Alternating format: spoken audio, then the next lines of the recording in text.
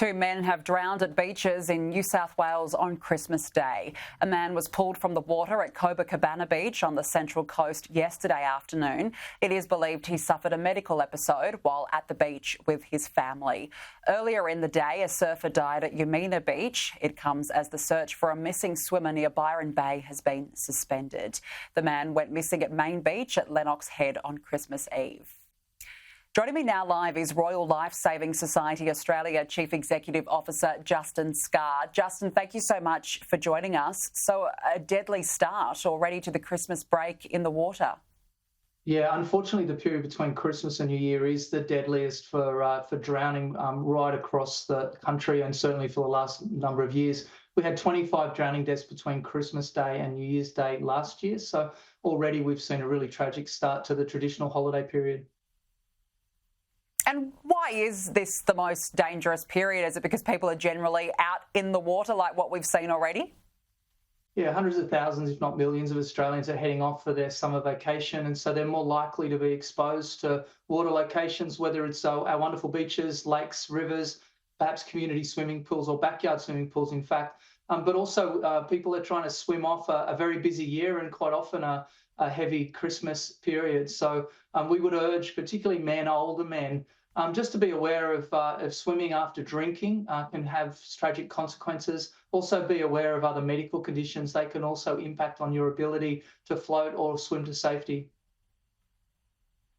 Yeah, some good advice there. We've already seen beaches busy already. I'm sure you've seen the pictures from Bronte Beach in Sydney yesterday. It was absolutely jam-packed with people, and that was just on Christmas Day alone. So how much did this catch lifesavers off guard?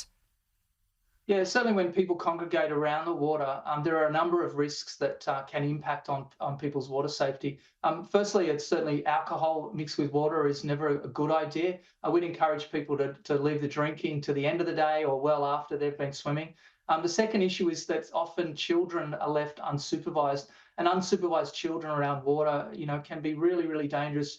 Child drowning is often silent. There's no call for help. So people picnicking, whether you're picnicking by a river, a lake, or in fact a beach over the holiday period, we'd urge you to watch your children constantly around water and leave alcohol to the end of the day. Don't swim while drinking.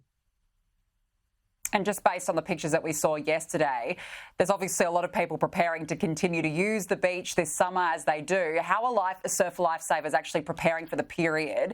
Have you got extra resources on hand? Yeah, well, Surf Lifesaving and their volunteer lifesavers, as well as the council-paid lifeguards, put on additional resources over the holiday period, particularly those public holiday days that come between now and New Year's Day can be really, really busy on beaches, but not only beaches, certainly rivers and lakes. There are a number of people that will likely sort of swim, wade. They'll have a great time, of course, but a few will get into trouble. And it's really important that we just not only rely on lifeguards to supervise people. If you see someone that's perhaps swimming in the wrong location or they're getting themselves a little bit too deep, just don't be afraid to give them some helpful neighbourly advice and encourage them to swim in only patrolled locations or at the safer parts of lakes and our inland waterways. You mentioned where the majority of drowning deaths have been occurring this year.